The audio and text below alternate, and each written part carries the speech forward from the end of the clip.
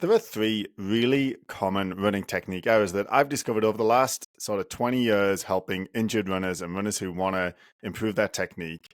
I've found that these three errors are the most common.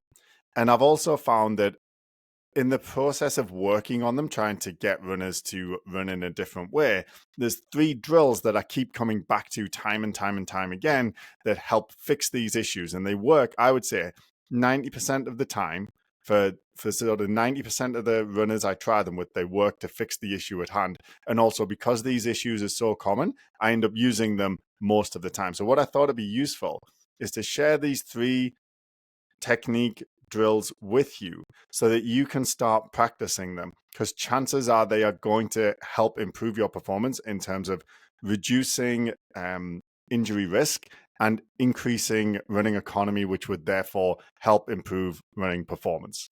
So the three running technique errors that we're going to talk about are low cadence, which is your step rate, overstriding, which is landing too far out in front of you, and knock knee running, which is where the knee comes inwards towards the other knee and sometimes brushes the other knee. So these are the three most common running technique errors. And I've talked about in other videos about why they are problematic in terms of increasing injury risk and reducing performance. But what we're going to talk about more today is what to do about them. So for each of the three, I have a drill for each that I turn to most often. I'm going to go through each one by one. So first up, we've got cadence. Okay, so low cadence would mean like low step rate. So your cadence is your step rate, which is how many steps you take per minute. Okay, so research shows that anything under 170 steps per minute is what we might consider low cadence, because it does tend to reduce running economy and promote certain ways of running that we will get to in a second that are less optimal as well. But low cadence, low step rate, just in and of itself will increase running economy, and therefore you will have to expend more energy to run at the same speed. So what we want to do is make you more efficient by turning the feet over nice and quickly. But there's sort of diminishing returns. So if you just have a really, really super high step rate, that's not efficient either. There's kind of sweet spot. And the sweet spot seems to be between 170 and 190 steps per minute. Now, it's very rare that I see people taking more than 190 steps per minute at a kind of easy run or long run type of pace. So generally speaking, and the research that I've read reflects this, if your step rate, your cadence is over 170 steps per minute, you don't really need to worry about it. Just keep doing what you're doing. If your step rate is below 170 steps per minute, then we want to work on it a little bit. And this is how I'd suggest that you do that. So the easiest way that I've found time and time again is just to use a simple app that you can get from the App Store or the Google Play Store, or whatever it is now. And we want to set the metronome app to 170 steps per minute. Now, if you want a recommendation, time of recording, the one I use is called Pro Metronome app. It's available on both types of device and it's very good. I like it because you can turn the screen off and the beeps will keep going. You can also put a funny beep, like a different tone, every fourth beep, and that helps you know where you are. So we're going to use that cutoff point, 170 steps per minute. So we're going to set Pro Metronome, or the metronome app that you use, and you're going to set it to 170, and then you're going to go and start your easy run. So we want to assess this at easy pace. So whether you call it an easy pace, zone 2 pace, long run pace, conversational pace, that whatever that pace is for you, that's where we're doing this assessment. And we want to set the metronome app to 170 beats per minute, and then we're going to try and match that 170 steps per minute. Now, what you're going to observe is either you'll have to slow down, meaning your step rate was higher than 170 beats per minute, and you'll have to slow down to match the beat, okay? If that's you, your step rate is already over 170 at zone 2 pace, so just don't worry about this exercise. It's already high enough. For everyone else, when you're having to speed up your footsteps to hit 170 steps per minute, you are the people who need to work on this. Now, we're going to have two different options. If you find that when you run with your matching the metronome at 170, it feels really, really difficult and really, really fast and very uncomfortable, then you're going to reduce it to something more manageable. Try 160 and see how that goes, because what's probably happening is that your step rate is very low. it's around 140, 150 steps per minute. And to jump all the way up to 170 is too big a jump. So we want to make an interim step at like 155, 160, do that for a few weeks or a month, and then try and go to 170. That's the first scenario. The second scenario is you match 170 and it feels a little bit uncomfortable. It feels a little bit fast. It's a little bit awkward. That's good, right? So that means that's just difficult enough to be different, but it's not so difficult that it's going to cause problems. So depending on which one you are, you might go to 160 or 170, but whichever one it is, you're then going to use that as your target step rate, your target cadence for the next 2 weeks. But you're not, sorry, not for the next 2 weeks, for the next week. But you're not going to do it for the whole run because it'll be very tough on the feet and on the tendons in your lower leg. So we're going to do it for just 1 minute out of every 5. Okay, so I'm going to set my metronome and I'm going to start it and I'm going to match the beat for 1 minute. I'm just going to turn the metronome off and run as normal for the next 4 minutes. Then I'm going to start it again. I'm going to match the beat with my feet, keeping my pace the same. I'm going to do it for 1 minute and then I'm going to run for another 4 minutes. I'm just going to repeat that through however long your run is that day, and you can do it on every run for the first week. In the second week, we're going to do it for 2 minutes and then have a 3-minute time where we're not matching the beat. And then another 2 minutes matching that 170, and then 3 minutes, turn it off, just run as you normally do. In the third week, we do 3 minutes on, 2 minutes off. In the fourth week, we do 4 minutes on, 1 minute off. And in the fifth week, we do 4 minutes on, 5 minutes on, meaning all of the run is at that new cadence of 170. So that'll give your feet time to get used to it. Now, remember, you're only doing that if your cadence feels lower than 170 to start with. If it feels higher and you're having to slow down to run at 170, just don't do this drill at all. You don't need to.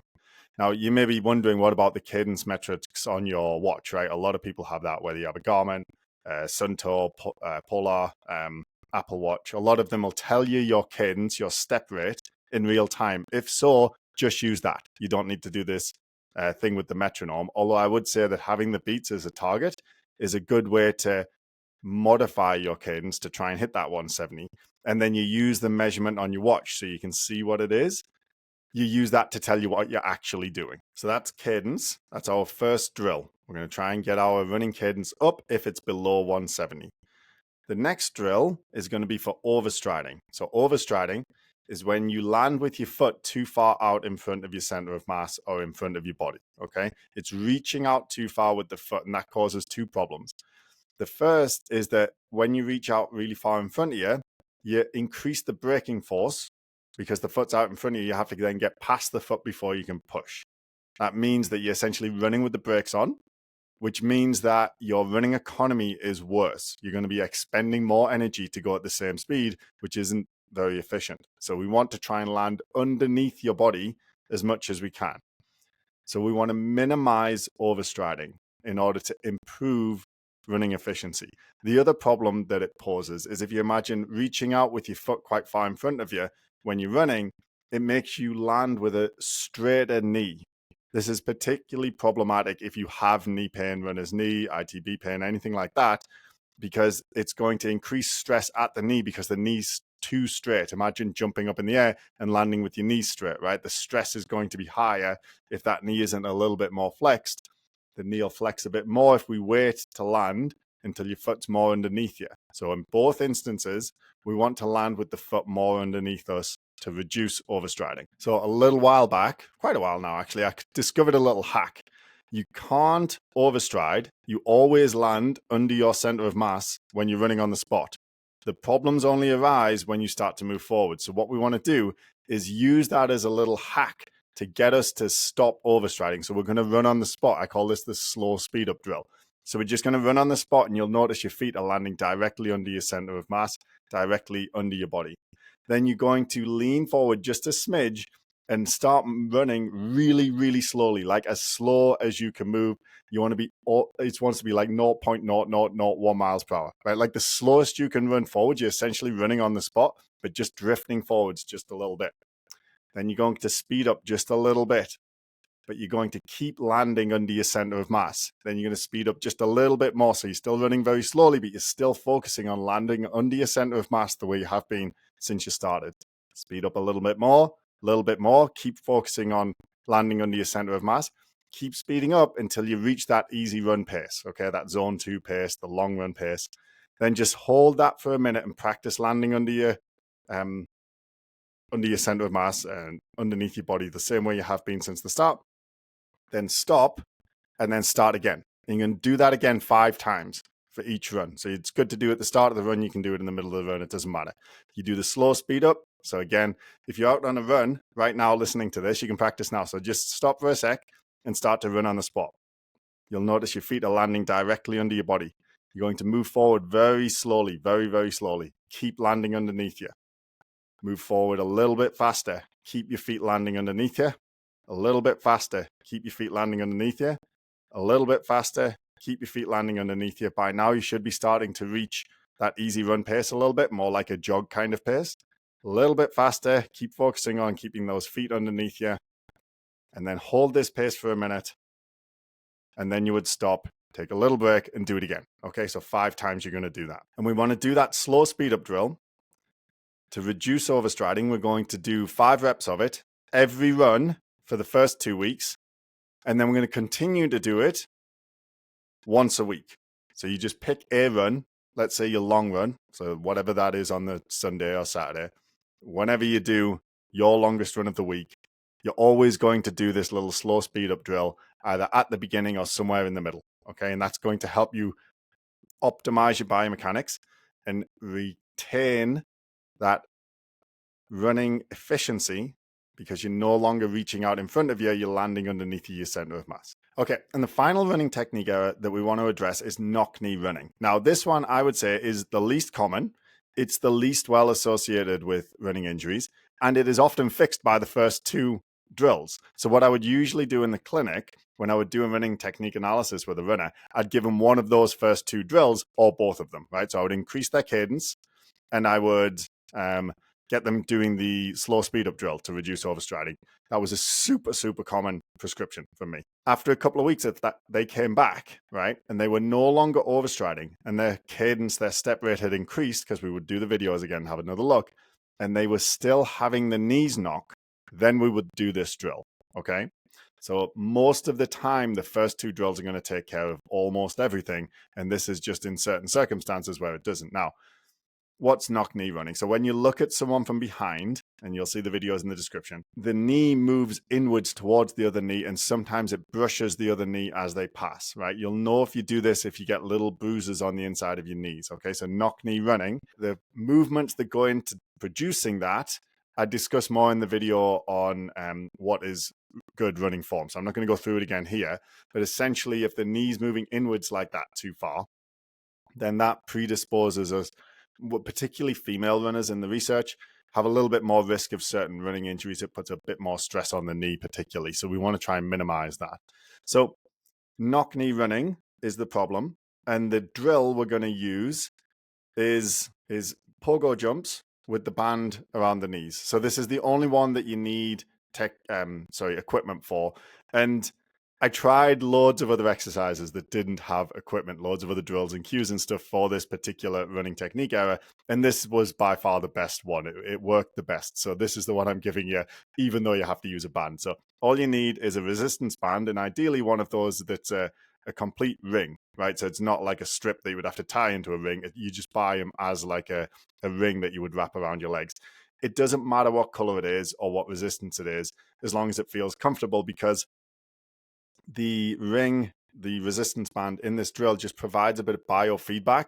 It's not actually providing any resistance. It's not a strength drill. It's a technique drill. Okay, so it doesn't matter what color the band is. So what we're going to do, so we do this before the run. You get your band, you put it around your knees, and you can do pogo jumps, which is similar to if you were skipping rope, right? Imagine kind of bouncing, right? But you've got the band around your knees. And as you're doing that drill, before you start, you bend your knees just a little bit. You go into a little teeny squat, and then you push your knees outwards. So you keep your feet where they are, shoulder width apart, and you push your knees outward just to put a little stretch on the band. Then you start to bounce. Okay, you bounce 20 times as if you're skipping rope, and just keep the knees pushed out so there's a little bit of tension on the band. So 20 bounces, so that's 20 pogo jumps. And then you're going to do a double jump. So you jump forwards quite far, and then you hit the ground hard, and then you jump forwards again, and you keep the stretch on the band the whole time. So you do 20 pogo jumps, and then you do a double jump forwards. And then you're going to repeat that 5 times, right? And that'll help you get the feeling of pushing your knees outwards a little bit as you're landing. This drill works really well. It's difficult to describe in audio format here, but like I said, there's videos in the description of how to do it. So watch those and do that 5 sets of those 2 exercises. And you want to do the same protocol as we just mentioned for the slow speed up drill. We want to do it every run for 2 weeks so we get the feel of it. So we're going to spend a good 2 weeks like working on your technique. And then we are going to just do it once a week. Usually I would suggest putting this one with, like, if you have an interval run or like a shorter workout midweek, put it at the start of that one. And then what I would say is, if a lot of people stop doing this after a while, it's less convenient than the other 2, which you can do while you're running, right? Cadence, you can just monitor on your watch and make sure you keep it high or above 170. Overstriding, it's easy enough to stop and do those drills during you run, the slow speed up drill. This one, you have to have a band. You have to do it beforehand. You can't do it in the middle of your run. So a lot of people stop doing it after a while, but like I said, it's less of a problem. And the first 2 drills often take care of the knock-knee running pattern. So they are more important than this last one. But the 3 together, what you'll find, or what I've found working with hundreds and hundreds of runners doing stuff, is the most common technique errors I would see are low cadence, below 170, overstriding, and knock-knee running. So they're the things we want to fix. And then the most common drills that I ended up prescribing were the 3 that I've prescribed here. Okay, so using a metronome to increase your cadence if it's below 170, using the slow speed up drill to reduce overstriding, and using the banded pogo jumps. I need to get a snappier name for that exercise. The banded pogo jumps to discourage knock-knee running. Okay, so they're the 3 drills, and they're the 3 technique errors that we're going to be addressing. And by far and away, 90% of runners will fix these 3 issues if they use those exercises and if they do them correctly. You have to watch the videos in the description. Now, obviously, there are exceptions where there's certain technique things and cues that I use for other things with people, or certain specific problems to specific runners. But just remember, common things are common, right? Like, the chances are that you don't have some sort of really weird specific running technique error. You probably have the same ones that most runners have. So if you do these drills that work most of the time for most runners, you're putting yourself in a really good position. And then if you want specific help with your running technique, or if you're not sure if the technique is the full problem and you want to look at the training and the strength to see where you are either leaving money on the table in terms of performance, or if you're having an injury, what might be contributing, is it the technique? Is it the training? Is it the strength? What's causing the problem? Then, we'd love to have a chat to you. So just click the link in the description, book a free call. We'll talk about what's been going on and see if we might be able to help you.